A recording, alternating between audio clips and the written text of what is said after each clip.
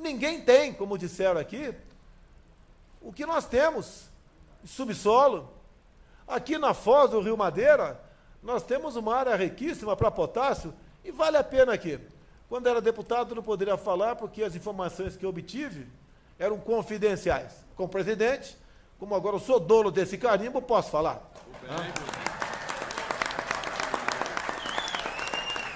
A Petrobras, Almirante Bento, a Petrobras, que é o nosso ministro das Minas e Energia, não foi apenas assaltada, de uma forma ou de outra.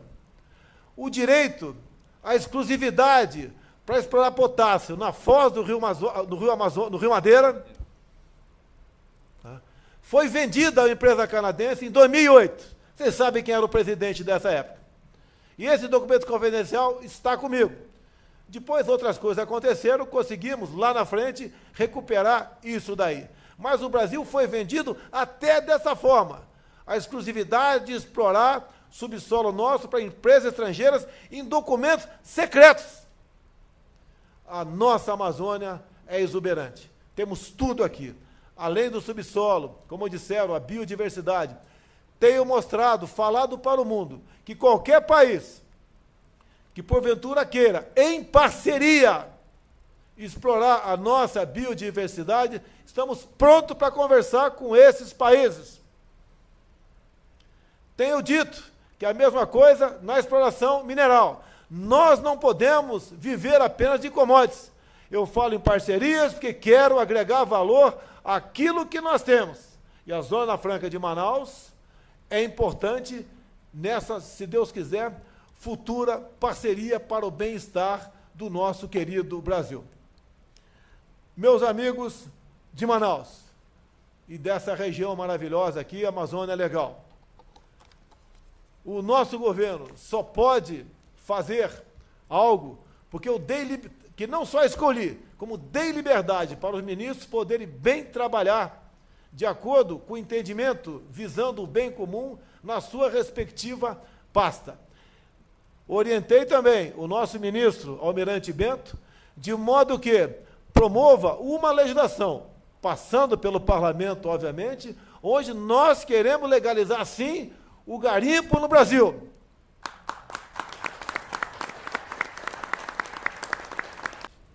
Diz aí, fontes ocultas, que antes mesmo de o Brasil ser descoberto, já havia o interesse do mundo na região. Afinal de contas, o Tratado de Tordesilhas é de 1494. Mas o tempo passou, o Brasil foi descoberto em 1500. Aos 2 séculos e meio, aproximadamente, depois da descoberta, tivemos aqui a província do Amazonas e a história prosseguiu. O mundo todo sempre esteve com seus olhos voltados para essa região. Lá atrás, o governo militar, sabendo disso, resolveu, em 1967, criar a Zona Franca de Manaus. É isso mesmo? Perfeito, 28 de fevereiro. Tá. Presidente Humberto de Alencar Castelo Branco, eleito presidente da República no dia 11 de abril de 64, de acordo com a Constituição de 46, tendo inclusive votado nele Juscelino Kubitschek e também Ulisses Guimarães. E a história seguiu.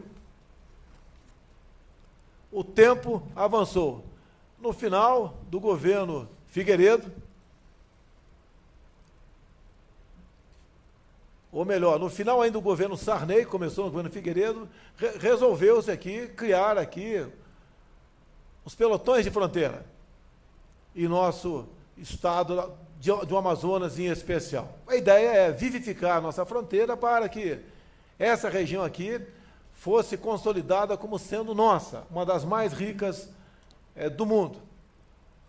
Lamentavelmente, atrás disso veio a indústria das demarcações de terras indígenas. Pessoas com outro pensamento, querendo fazer com que o índio, nosso irmão, fosse tornado recluso nessas grandes áreas, como se fosse um ser humano pré-histórico.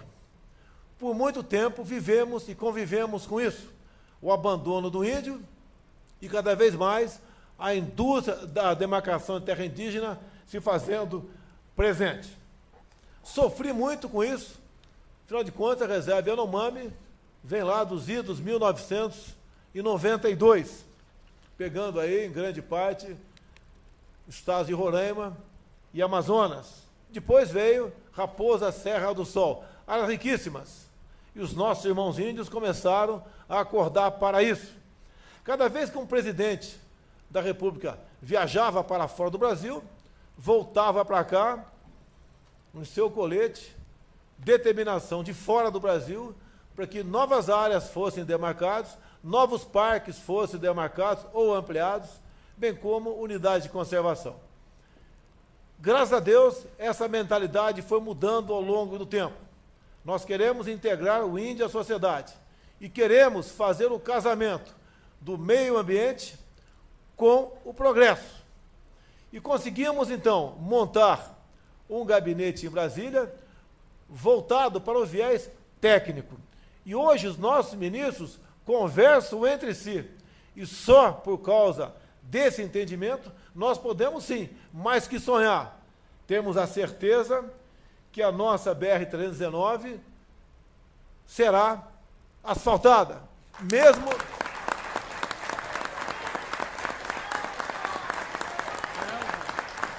Selva.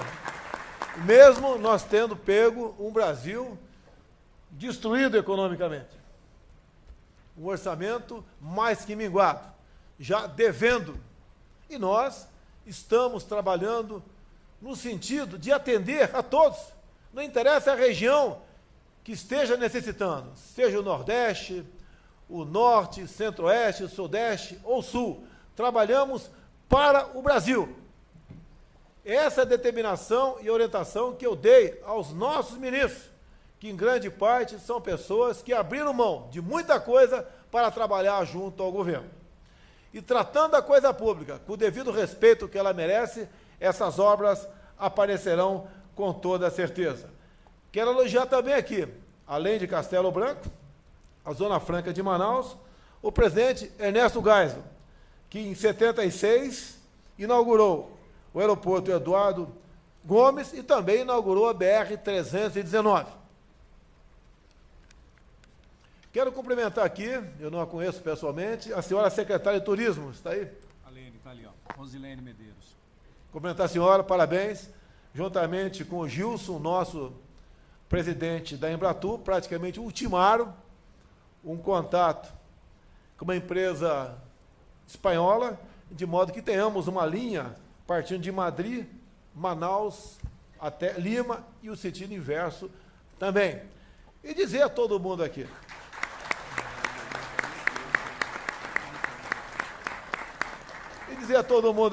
que quem disse isso não foi um brasileiro, um estrangeiro, um americano, disse lá atrás, né?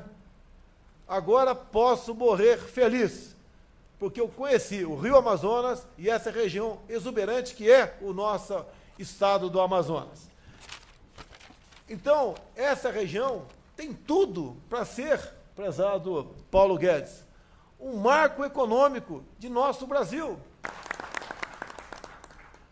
E assim sendo, já que gosto de falar muito, né, mas tenho que ser breve, tá?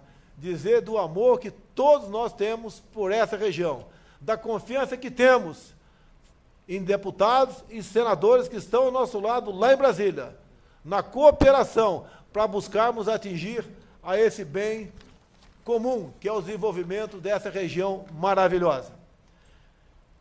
Desejo que este ano seja de muitas vitórias e resultados. Declaro abertos os trabalhos da 287ª reunião ordinária do Conselho de Administração da SUFRAMA. Prezado Menezes, boa sorte, felicidades e que Deus abençoe o nosso Brasil. Selva!